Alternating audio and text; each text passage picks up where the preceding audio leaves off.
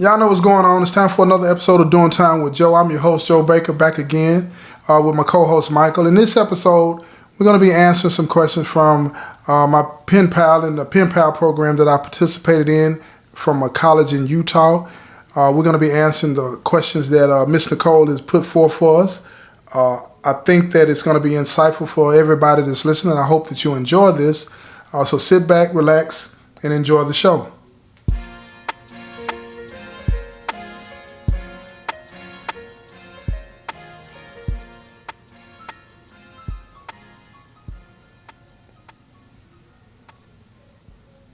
Michael, before we get started with this episode, is there anything you want to say to your pen pal out there in Utah? Well, I didn't get a letter back, so I guess my answers weren't good enough. But no, I hope everything's well with you. You know, my pen pal was going through some things, so I pray that everything's well with you. Yeah, that's good. I do too. Well, I appreciate my pen pal. Miss Nicole, she wrote me, you know what I'm saying, and every time that was required and asked poignant questions. I think that I've benefited from this program. I hope that everybody that's listening to this show and everybody that participated in this pen pal program out in Utah, I hope that you benefited from it, and I look forward to continuing to participate with you. Now, the question that Miss Nicole put forth for us to answer in this one is, can you share a few of your turning points, positive and negative? Some of those things that happened in my life or your life that sent you in the wrong direction, and then those things that got you back on course, got you back straight. You want to try to tackle that first? All right, I'll start with that knocked me off of course, I guess. Yeah. I guess I'd have to start with what we were talking about, the fourth grade. The fourth grade failure syndrome? Yeah, the failure syndrome. That was a turning point. But it didn't explain, before you get to that, explain what that is, so people that might not have listened to that episode will understand what that is. I don't know. I think you can explain it better. Well, the fourth grade failure syndrome is basically, it's during that time, at that age, and that grade where a lot of, particularly little black boys, get off track, not because the teachers, I'm going to say not because they don't care, I'm going to say that, but because they go into the classrooms afraid of these little black boys because they've had no experience with them. And the behaviors that, for the most part, that little black boys exhibit are criminalized and penalized. There's zero tolerance for this and that, and it puts them in a position where, like, for example, what you shared in the episode when we talked about that, you wrote this paper about business, and the teacher told you there's no way you could have done that. You know what I'm saying? Particularly, I guess he was pointing at your age and all this, as if you didn't have that background. Him not knowing that your mother was a business owner and you had knowledge of that because you read business magazines all the time. Yeah. He didn't know you. And by him saying those things to you, it just turned you off from education and learning and all that kind of stuff for a while. You feel what I'm saying? Completely. And that's what he's talking about when he talks about the fourth grade failure syndrome. That's usually the age and the time where, we get off course. You know what I'm saying? And it's because of what happens to us in the classroom. But go ahead and finish what you were going to say. And I would have to say that what really completely, I guess, turned me to the dark side was high school. I guess being accepted by my own race, What do you mean by that? Well, no, I guess in order to fit in, I had to fit the persona. I had to fit with what was going on. And at the time, it was thug. It was what it was. So hanging out with the guys out in the neighborhood I shouldn't have been in, drinking and everything, they jumped on me. They ganged me. Mm-hmm. And from that point on, I said that won't happen again. Mm-hmm. Nobody's gonna ever get the chance to do that again. Mm-hmm. So. I think I lost my conscience then. Mm-hmm. My conscience was gone then. So that's what happened. That's what hardened you. Yeah, hardened. Wow. For me, I can point to a lot of specific events, but what I'm going to say is that the turning point for me was the death of my mother and what it did to me psychologically. It changed my worldview.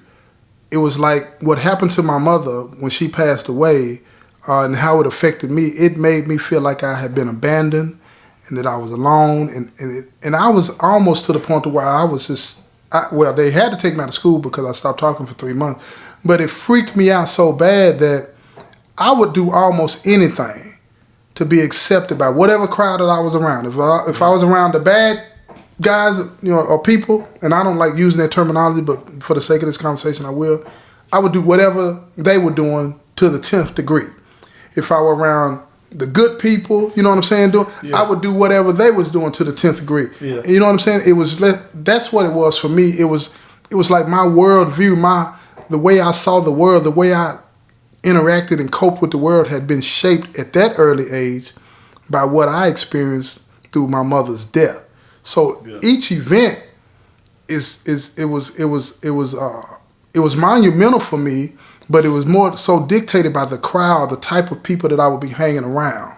You feel what I'm saying? Most definitely. And I would act out with them, and then I would act good with them. It wasn't one particular thing. I can give you many stories of things that I did, but I want to get a little deeper when I talk about, it wasn't the events. It was the way that I saw that I had to cope.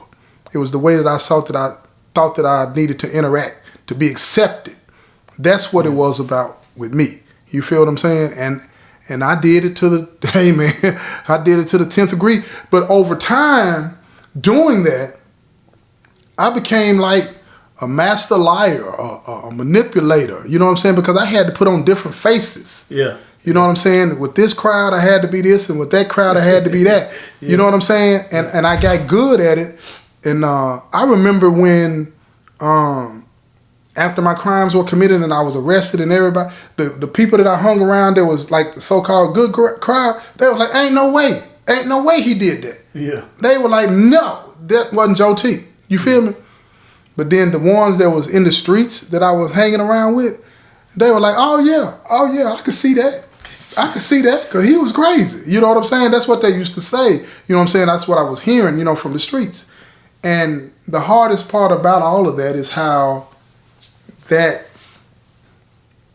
stuck to my kids, because my kids growing up didn't hear from the good crowd of people that I was around. They heard from the bad crowd of people. Oh, your daddy was this, your daddy was that. And then they follow right in my footsteps. You know what I'm saying? Yeah. Well, what about, that's what it was. Yeah. You know what I'm saying? My son, he'll tell you, my youngest son, he didn't find out about the good stuff that I was on, how I was in school, pretty decent in school, how I'd written books and all. He didn't find out any of that until he was my cellie in prison. Yeah. Didn't find out any. He was like, why didn't somebody tell me this? Because he already had a knack for it, but he would do it and put it up. But when he saw me complete a book when we were cellies and getting ready to self-publish it, he was like, Dad, look at this. He had about 4 or 5 full notebooks of stuff that he had written about his life. Mm-hmm. And I said, man, you can do something with that. And he said, man, I love to write. I love to tell stories. I said, me too. That's where you got it. You got it honestly. You see what I'm saying? Yeah. But he wasn't nurtured in that. But tell me something about what sent you the other way. What changed your trajectory? I have to say it was the main thing was search for God, and finding, Mm-hmm. And my mom always used to say, "What do you mean you search for God? He's always been there. What do you mean you searching for him?" Yeah. So, you know what I mean when you say searching for him. Absolutely. And that opened my eyes. And then when I was sentenced to all the time that I was sentenced to, at 20 years old, looking to have to do, at the time, it was 40 years, and that was what it was. So looking at that, I was like, that wasn't the right way to go. I think that's something's wrong with me. Yeah. So that made a lot of self-reflection and meditation on that, because it's like, right. And there was the slogan for Victims Week, no more victims. No more victims. Yeah. And that's live by, no more victims. Right. So absolutely. And then I took the victimology class. Right. And that was helped good. a lot. Yeah, that was real. That was real. That was real. Yeah. I think everybody should take stuff like that. It helps you see things in a different light. You know what I mean? Definitely. For me, like you, the Most High. But in addition to that, not in addition to that, like that, it was something else. What my yearning and longing to be close to the Most High led me to was that I wasn't by myself. It might sound silly, you know what I'm saying? You know, I got family and friends that always loved me, but it was something psychologically that was like, well, I got to please this group or please that group. You feel what I'm saying? But, you know, searching out the Most High the way that I did and coming to know and love Him, it's like, I don't have to do that. I don't have to do that. And I'm not alone. I'm not afraid. All of that fear that I was feeling from whatever happened to me, you know what I'm saying, by my mother passing away, I still have attacks. That's just because my brain is wired a certain way. So I got to work through that. You know what I'm saying? It's like working out a phobia or whatever the case may be. Just because you find God don't mean that you stop having certain things happen to you. It just don't stop being human. You better know it. Yeah, you don't stop being human. But now I know that even when I suffer one of my anxiety attacks, that I'm not alone. And I don't have to act out. Put it that way. You know what I'm saying? I don't have to do that. I don't have to please anybody but the Most High. You feel what I'm saying? And I firmly stand on that. You know what I mean? That's the only exception. That's the only one. That's the only one that matters. That's the only one we need acceptance from. Exactly. So you know, it's that set me on this course. And then, of course, after getting to understand and know all of that, I was free. It was like a liberation thing. I was free to act out on the things that I enjoyed to do, like talking, podcasting. You feel what I'm saying? Because when I was younger, man, I used to want to be on the radio when I was younger. But all of this other stuff, all of that went to the back. It went to the back of my mind. It was like, don't pursue that. Ain't gonna do that. I'm too busy trying to please this group over here and this group over here. And my purpose, you know what I'm saying, my God-given talent was put to the back. And that's funny you say that, because it does. It must happen like that for all of us. Yeah. Because mine working with my hands. You know. Yeah. And when I was in school, I took auto mechanics and things. Yeah. So I fixed my cars, fixed my mom's cars, and grandma's. You know. So, I didn't see that then. You know, and I enjoyed working with my hands. Right. And you know, coming here, I found that that's what it is. That's what I want to do. When you get blinded by all of the distractions, you know what I'm saying? It ain't nobody but the devil. But when you get blinded by all of that, you will not see what it is that God blessed you with from day one. Yeah. You won't see it. Yeah. You know what I mean? And if your worldview stays skewed like that, you'll be acting out in a way. It's there. That talent that you have, it's there, but you'll be using it for something else. You feel what I'm saying? Yeah. You know what I mean? Yeah. It's not edifying the Most High. Yeah. It's all about something else. You know what I'm saying? But yeah, for me, that's what it was. You know, that's what turned me. It was just that solidifying my relationship with the Most High to the capacity that I have to understand it, and that's still a journey for me. And I appreciate that. You know what I'm saying? That process of continually getting to know the Most High. And but yeah, that's what it was for me. So with that, you know what I'm saying? If you have any more questions for either one of us, hit me up in the comment sections on YouTube. We'll be glad to answer any of them anytime. Other than that, you know what I'm saying? I don't have anything else to say other than to thank all of you for the opportunity. Real talk. Thank all of you out there, you know, and y'all stay focused and continue to do what you do, because y'all are going to make a difference in the world.